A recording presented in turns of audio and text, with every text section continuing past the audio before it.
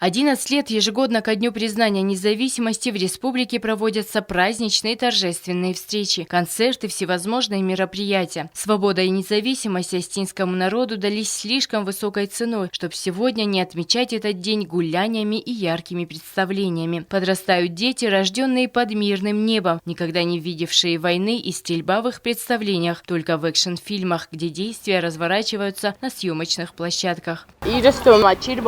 Грузинista. Sama. Nu amortaikuina.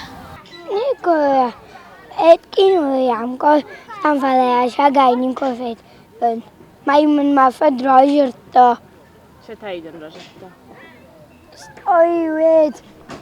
Мадядя умылкоста. С конца 80-х годов жители республики прошли через много сложностей. Под обстрелами выросли поколения, для которых слова «мир» и «спокойствие», «независимость» были лишь красивыми мечтами. Но надежда не покидала даже в самые опасные и сложные моменты. И вот, наконец, долгожданная победа. Сегодня во всех концах республики жители поздравляют друг друга, делятся праздничным настроением и воспоминаниями. Абону день независимости Осетии. Сари борстем далее Грузинская культура удуна. Я не ставлю сари борен модестем республики Осетия государство Алания. Баргане на кяне чуе урес на кокяне сешерам бомбире. Сегодня День независимости.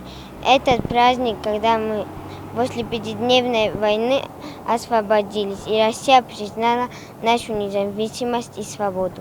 Я родился в 2008 году, во время войны.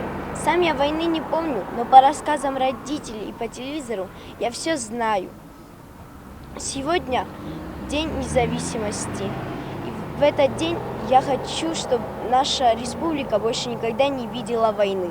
Сколько бы лет ни прошло, новые поколения должны знать, какой ценой далась победа. И подвиги героев, отдавших жизни за наше мирное небо над головой, не будут забыты. Елена Газаева, Александр Кукоев. Информационный выпуск сегодня.